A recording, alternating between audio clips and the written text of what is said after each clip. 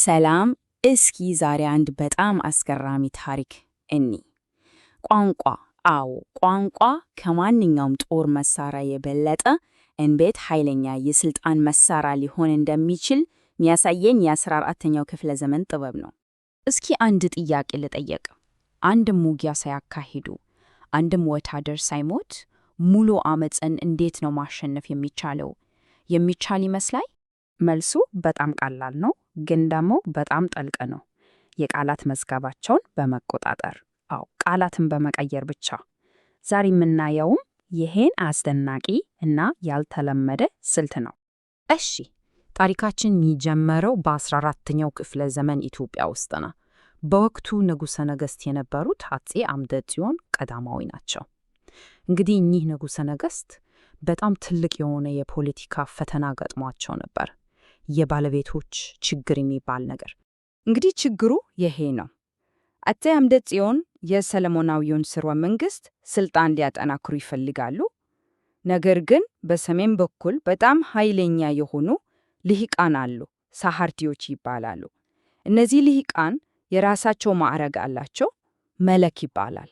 መለክ ማለት ደግሞ ባለቤት ማለት ነው። ያው መሬቱ የኔ ነው፣ በውርስ ነው ያገኘሁት፣ ማንም አይነቃኝም የሚል ትርጉም አለው። ይህም የንጉሡን ማዕከላዊ ሥልጣን በቀጥታ የሚጋፋ ነገር ነበር። ታዲያ አፄ አምደ ጽዮን ምን አደረጉ? ጦር ሰበቁ? አይደለም።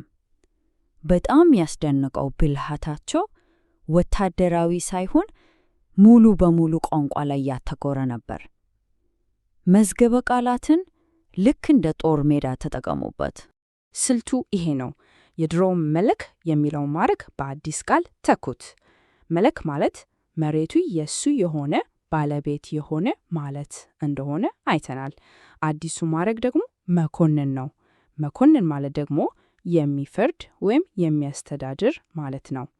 ልዩነቱ ገብቷል? አንደኛው ባለቤት ነኝ ሲል፣ ሁለተኛው ደግሞ ስልጣኔ ከበራዬ ከንጉሡ የተሰጠኝ ነው ይላል። ትልቅ ለውጥ። እሺ፣ እስኪ አሁን ደግሞ መኮንን የሚለው ቃል ለምን ይሄን ያህል ኃይለኛና ውጤታማ እንደነበር ትንሽ በጥልቀት እንመልከት። የቃሉ ስር ከግዕዝ ነው የመጣው፣ ኮ-ነ-ነ ከሚል ትርጉሙም መፍረድ፣ መቅጣት ወይም ማስተዳደር ማለት ነው። ይሄ ምን ማለት ነው? ስልጣን በባለቤትነት የሚገኝ ሳይሆን ለበላይ አካል በመወከል የሚፈጸም ተግባር መሆኑን ነው የሚያሳየው። መኮንኑ ስልጣን ያለው ከንጉሡ ስለተሰጠው ብቻ ነው። ከዚህም በላይ ደግሞ ይሄ ኮነነ የሚለው ስር ሌላም ትርጉም አለው። ስርዓትን ማስፈን፣ ነገሮችን ቦታ ቦታቸው ማስያዝ፣ በአጠቃላይ መለኮታዊና ንጉሣዊ ስርዓት መመለስ የሚል ጽንሰ ሐሳብ ይዟል። ስለዚህ አዲሶቹ መኳንንት እንደ አዲስ ጌቶች ሳይሆን የተበላሸውን ስርዓት መልሰው የሚያደራጁ ሆኖ ታዩ። እሺ፣ በንድፈ ሐሳብ ደረጃ በጣም ጥሩ ነው፣ ግን በተግባር እንዴት ተተገበረ? የቀድሞቹ መለኮቶች ወይም አመፀኞች እንዴት ወደ ታማኝ ወታደሮች ተቀየሩ? አፄ አምደ ጽዮን ያደረጉት ይሄን ነው። የመለክ ማዕረግ ወደ መኮንን ተቀየረ። ይህችም ማለት የስልጣን ምንጩ ከወርስ ወደ ንጉሡ ሹመት ተዛወረ። ከዚያም የሳሃርቴ አመፀኛ የሚለው ስያሜ የንጉሠ ነገሥቱ ግንባር ቀደም ጦር ተብሎ ተለወጠ። ከሕገ ወጥነት ወደ ልህቅነት፣ የአካባቢ ኩራታቸው ወደ ሰለሞናዊ አገልግሎት ተቀየረ። ማንነታቸውን ነው የለወጡት። ይሄ ብቻ አይደለም፣ ሌላም ብልሃት አለ። አዲሱ የመኮንን ማዕረግ ከተከበረው የክብረ ነገሥት መጽሐፍ ጋር እንዲተሳሰር ተደረገ። ይሄም ለውጡ የፖለቲካ ፈጠራ ሳይሆን መለኮታዊ ሕጋዊነት ያለው ትክክለኛ ስርዓትን የመመለስ ተግባር እንደሆነ እንዲታመን አደረገው። እንግዲህ ይህ የቋንቋ ለውጥ በሀገር ውስጥ መረጋጋትን አመጣ። ይህ የሀገር ውስጥ መረጋጋት ደግሞ በጣም ከፍተኛ የሆነ የውጭ ግንኙነት ላይ ተጽዕኖ አሳደረ። እስኪ አዲሱን የስልጣን ሰዋሰውን እንይ። ውጤቱ ምን ነበር? የሳህርቲ አመፀኛ የሚባለው ማንነት ሙሉ በሙሉ ተደምሶ በንጉሠ ነገሥታዊ ወታደር ተተካ። የቀድሞ ጠላቶች አሁን የንጉሡን ጦር ተቀላቀሉ። አመፀኞቹ ሙሉ በሙሉ ወደ ታማኝ ወታደሮችነት ተቀየሩ።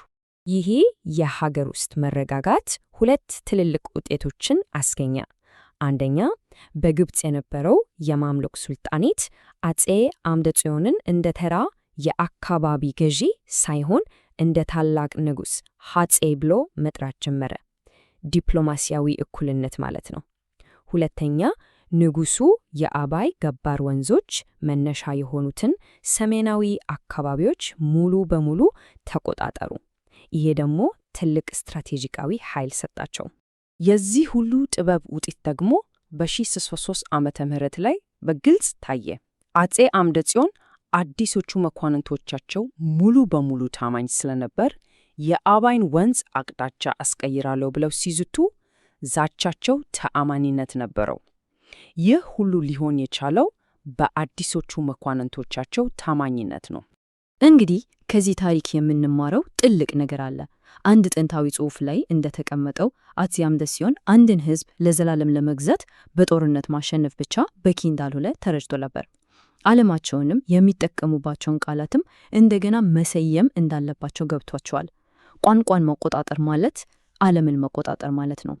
ያው እንግዲህ ይሄ ሁሉ አስደናቂ ትንታኔ የመጣው በአካባቢው የአእምሮአዊ ታሪክ ላይ ጥልቅ ምርምር ከሚያደርግ ምንጭ ነው። እስኪ እሱን እንመልከት። ለዚህ ትንታኔ እና ለሌሎችም ጥልቅ ጥናቶች ሙሉ ይዘቱን በwww.samail.inc ላይ ማግኘት ይቻላል። በsamail.inc ላይ በጣም ጥልቅ የሆኑ የምርምር ጽሑፎችን በተለይ ለአንድ ፕሮጀክት ተብለው የተዘጋጁ ሪፖርቶችና ሰነዶችን እንዲሁም በየቀኑ የሚቀርብ ምርምር ተኮር ተከታታይ ትንታኔዎችን ማግኘት ይቻላል። ይሄ በየቀኑ የሚቀርበው ተከታታይ ትንታኔ በሚወዱት የማዳመጫ መተግበሪያ ላይም ይገኛል። አዎ፣ በስፖቲፋይ፣ በአፕል ፖድካስት፣ በአማዞን ሙዚክ፣ ኦዲብል እንዲሁም በካስትሮና ፖድቢን ላይ ማግኘት ይቻላል። ስለተከታተሉን ከልብ እናመሰግናለን።